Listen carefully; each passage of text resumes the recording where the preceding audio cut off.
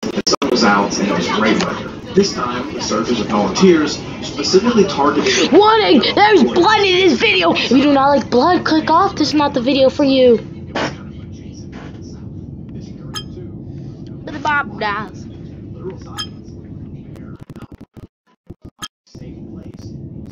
Last time when Billy Bob dies, I don't remember.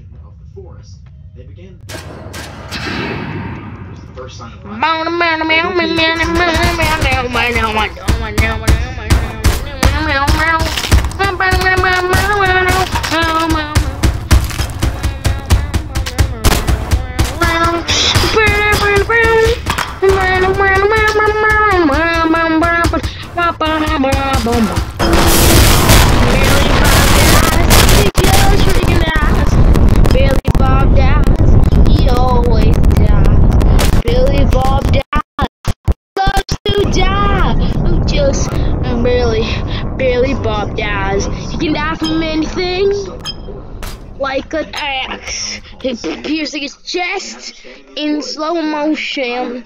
Let's just grab this.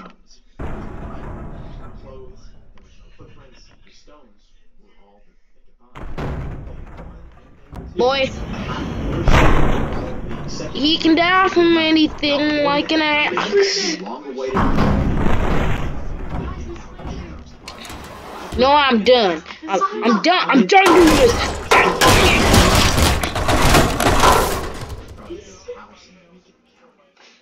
You woke him up! He was sleeping though.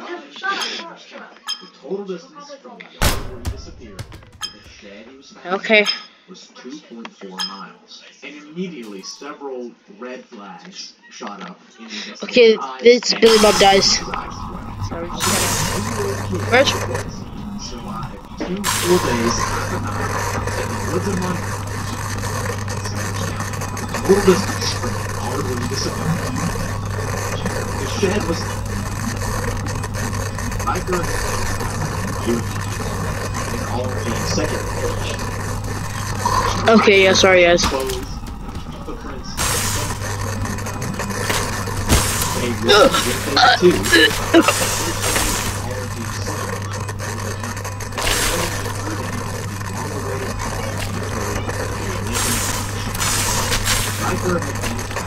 was live inside the shed, 3.4 miles away from his house in Denver. The shed was located along the stretch of road known as Pine Road, and it was across the county line. Total distance from the Hardwood disappeared to the shed he was found in was 2.4 miles. And immediately several red flags shot up in the investigator's eyes and in witnesses' eyes as well. How did a 3-year-old kid in a onesie survive 2 full days, half a night, in the woods of Montana when it thunderstormed and rained and lightning, and he had nothing to eat? Well, that's 2. Wrench. He himself went down to San Riker, make sure it was him, make sure it was okay, and that's what he did. When he arrived, he saw a decently healthy and in okay spirits Riker Ware. The only physical damage on the child was a few bruises on his face and a few scratches on his legs, and he was kind of skittish and shy, but Sheriff Short believes that was because he was surrounded by, men in uniforms. I guess that freaked him out. I'm sure being missing in the woods... Did he really just die like that? I swear, bro, my job is useless. Making these stupid videos is useless.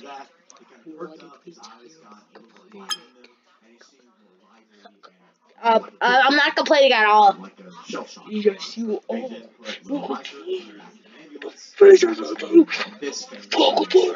Come on, bro. I'm sorry. Great, stop complaining. Sorry, guys. I just got in trouble for complaining about the show. The homeowners who found Riker were just as shocked as everybody else was about him being there. He was in a random shed on the corner of their property. In the middle of Oh my god, I hit my lip. Oh my god, oh my god, oh my god, oh my god, oh my god, oh my god, oh my god, oh. The reason they wouldn't search that shed was because One day they were walking back to their property, and they heard this blabbering, clattering, murmuring noise, and thought it was actually an animal stuck inside trying to scratch his way out. When they opened the shed, they were shocked to see make sure everything was okay, and the police put together a story to try to make sense of what happened to this kid. Where am I? The sheriff's department was not shy about putting a little bit of blame. Oh my god! They were kind of just like, it's not really the kid. Oh, but what the? Oh, is that me? Looks a lot like me.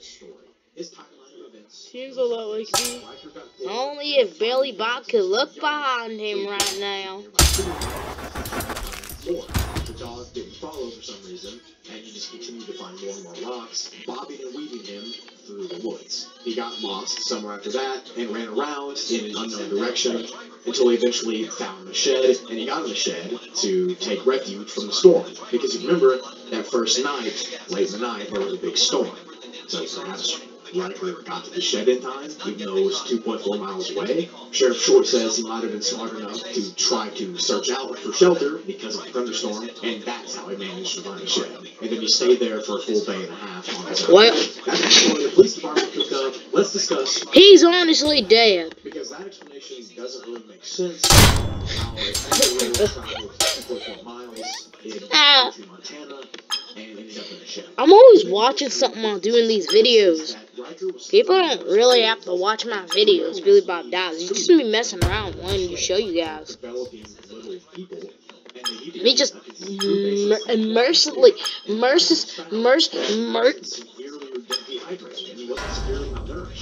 He was kind of just scared.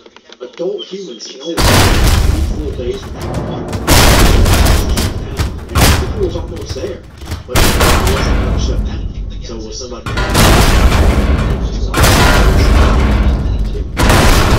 We also have to assume it's terrifying.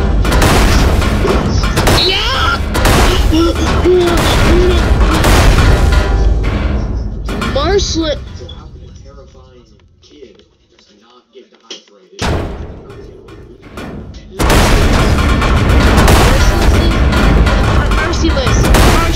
Mercilessly. Oh my god, mercilessly. I think it's mercilessly. And ended up leaving the scene once that red alert. Freaked out. Was like, I can't do it, so they just left it. Riker's emotional health was also a red flag for people witnessing this case. Many said that he wasn't traumatized, he was more just a little bit scared. He wasn't as freaked out as you'd think a 3-year-old would be after just being stripped away from your family. I hate this job! I hate this job! Sheds.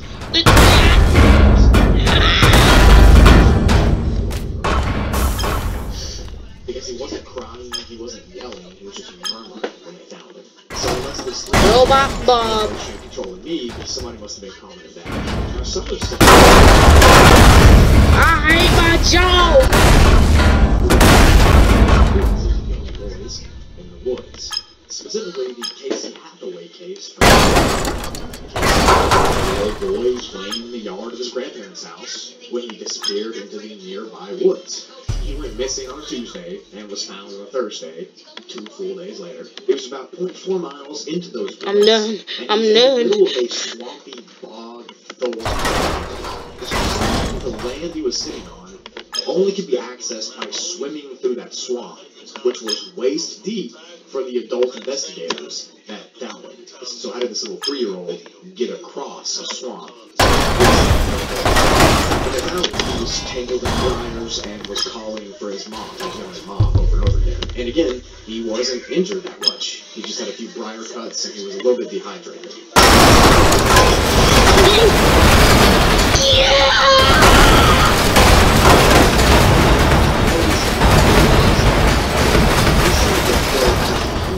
Bear for 2 days. Oh, you too?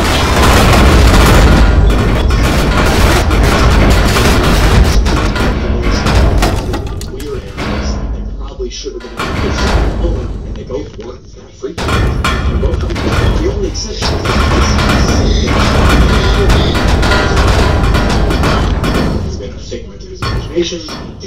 nothing. Could have been an actual bear that he saw. Could have been a Bigfoot, for all we know. Take that description to be a Bigfoot, or a Bigfoot-like creature kidnapped this child because he was in danger, and they took care of her for a couple days, and left him in a spot where predators couldn't get it. Think with me for a second. I'm getting real tinfoil hat here. These animals, or whatever they might be, take these kids and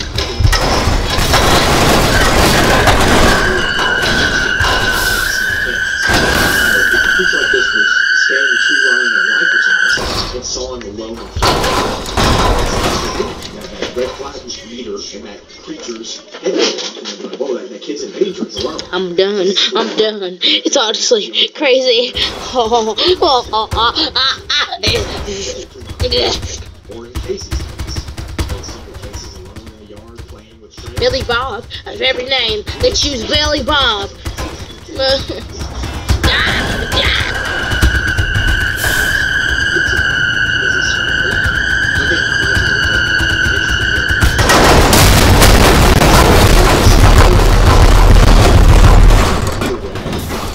Hey, people that don't like blood, I warned you.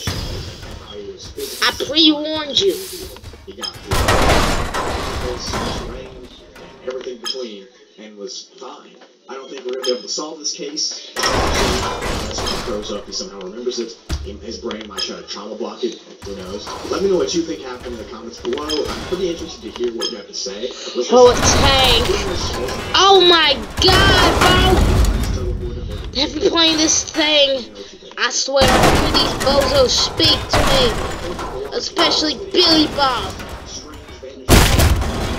Like he's screaming for help.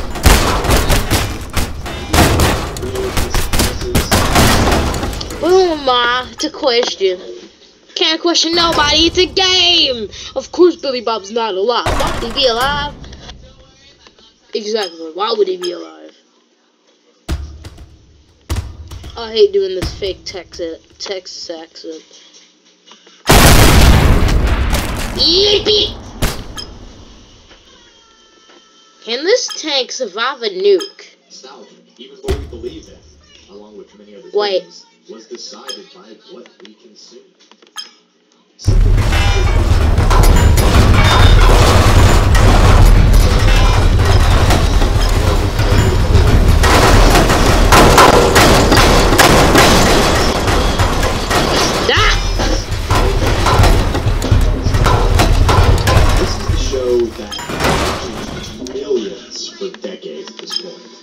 Show that has some of the genuinely most funny moments in cartoon history, but it's also the show with strange underlying plots, bizarre fan theories, and outright strange moments in. We're gonna have some robots in here. And in this video, I want to shine some light. Maybe a little bit of some humans. Was a defining episode of my childhood. One that shaped my interests into the liminal, the empty, the horror, and the void.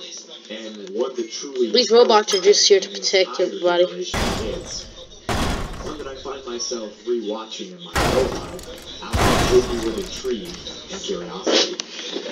We'll just drop a bomb. Right. No. And this video, I will be taking a retrospective look at First, we're gonna do a little light work on the tank. the sheer uncanniness and bizarreness that is entailed, Boom! as well as diving into some theories and speculations, and even some psychological Ow, it's so weight flat. that this episode carries, as I believe that is probably the most terrifying episode of SpongeBob. There are a few other ones, but this one takes the cake.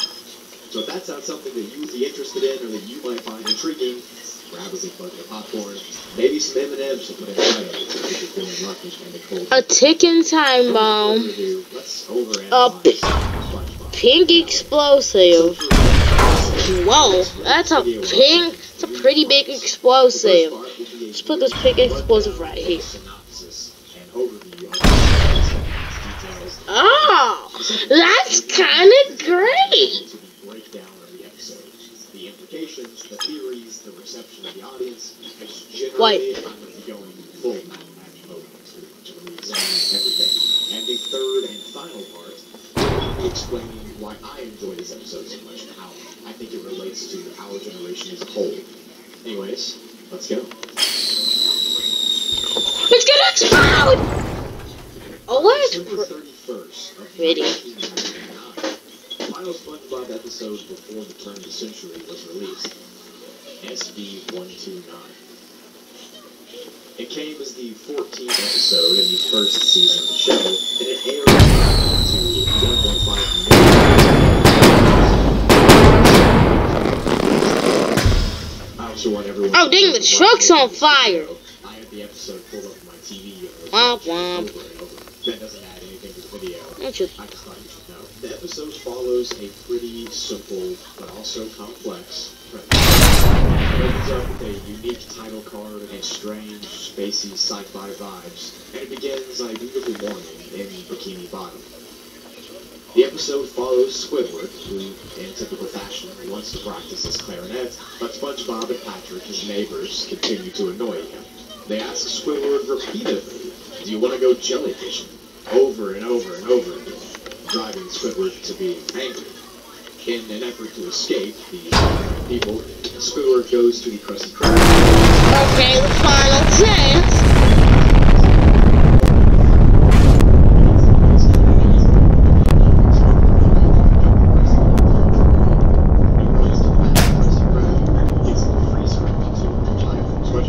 And this actually works. He completely evades SpongeBob and Patrick.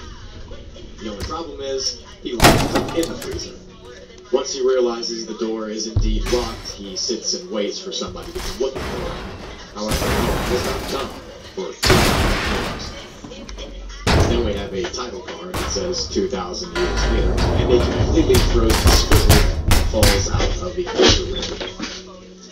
A future descendant of SpongeBob called Spongetron de-thaws Squidward, and Spongetron tells him that he's in the future.